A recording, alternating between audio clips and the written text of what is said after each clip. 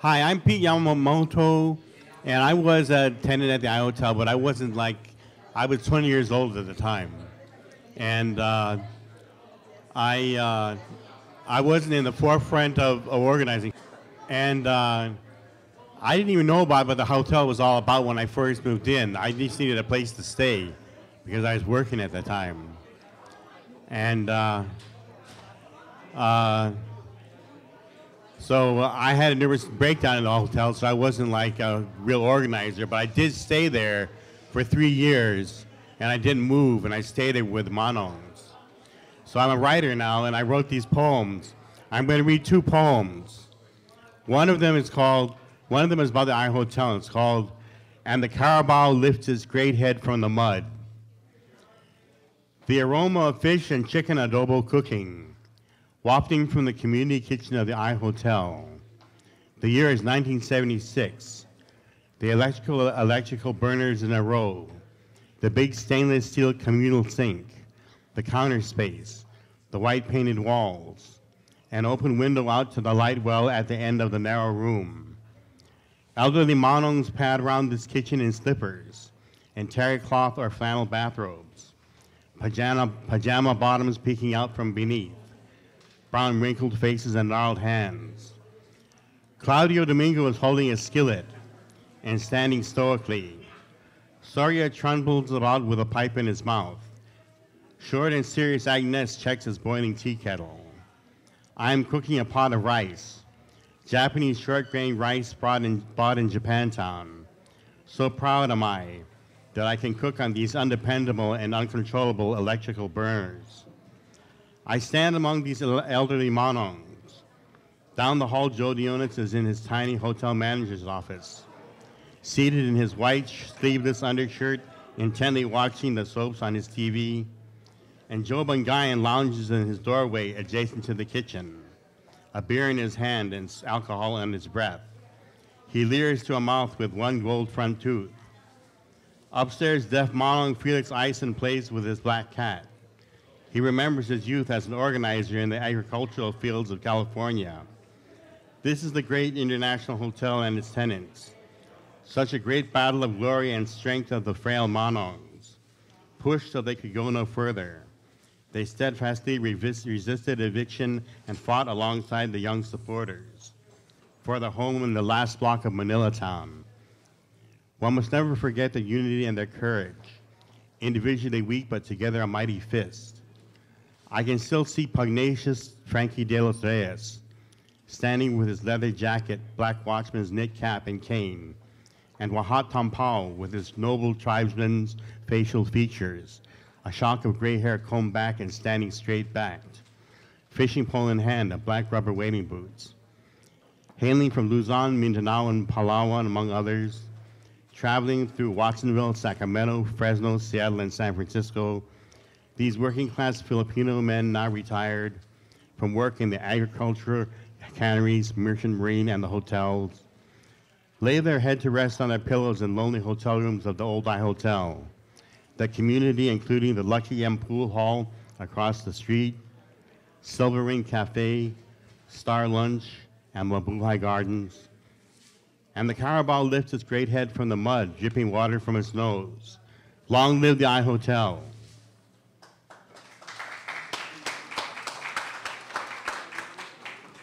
Okay, I'm going to read one more poem.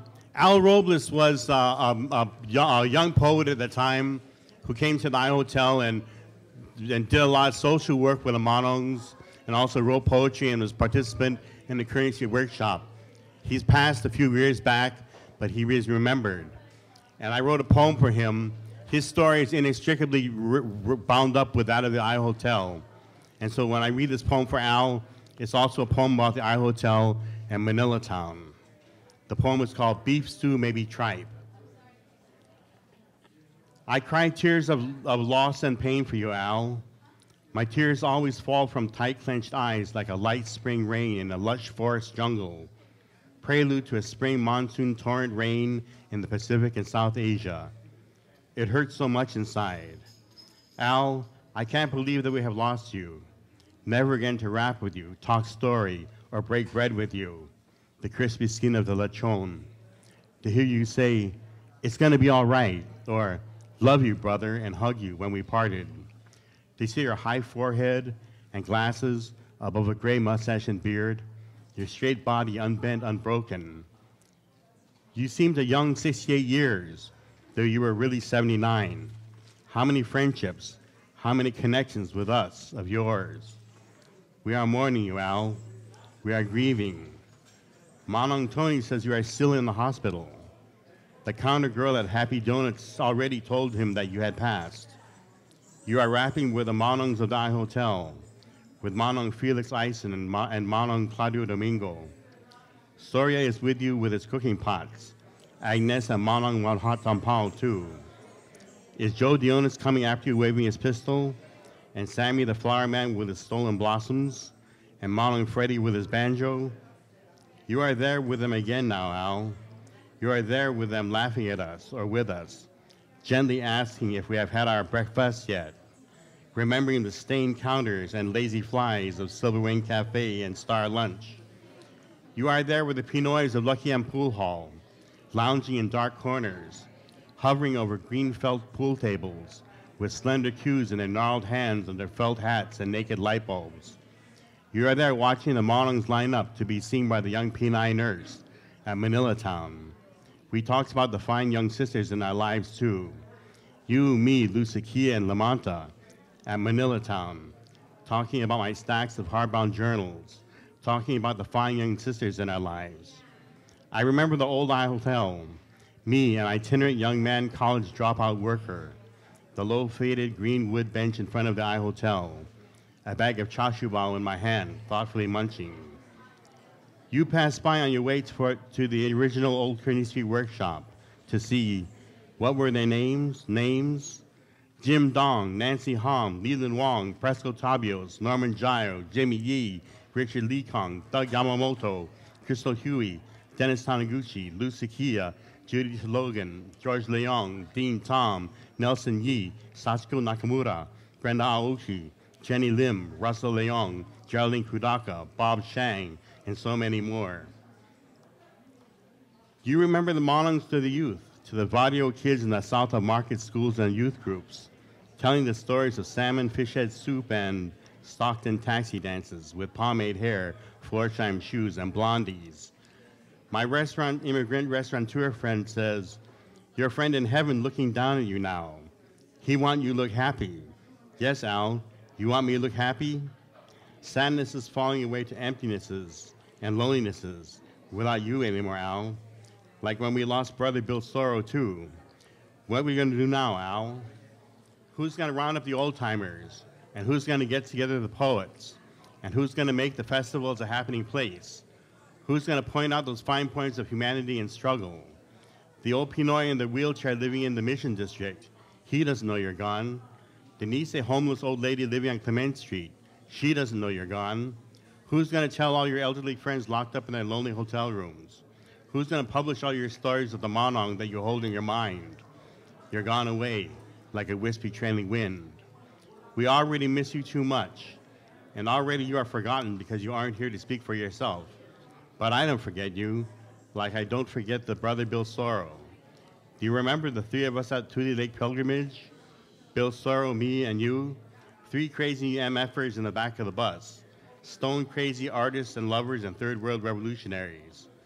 Al Robles came out of the old International Hotel struggle, with others on the mayor's committee who fought for the new I Hotel. Some bricks from the old I Hotel are in the new I Hotel's Manila Town Center. The fight of those Monongs and the elderly Chinese is over, and the new I Hotel stands tall, imposing, and proud at Kearney and Jackson Streets, a monument to their long, painful community struggle. Senior 8, senior low-income housing. Al Robles is gone, but he lives on in the search of the young ones coming up, who see the new I Hotel arisen, and who hear the story of the Monong. Laborers in the canneries of Alaska, the strawberry and lettuce fields of Salinas, the apple and pear orchards of Sacramento, the hotels of San Francisco. You loved your food, your cafeteria-style buffets, your down-home neighborhood eateries and dives. Food was forever big with you, as it was to be with a beautiful woman.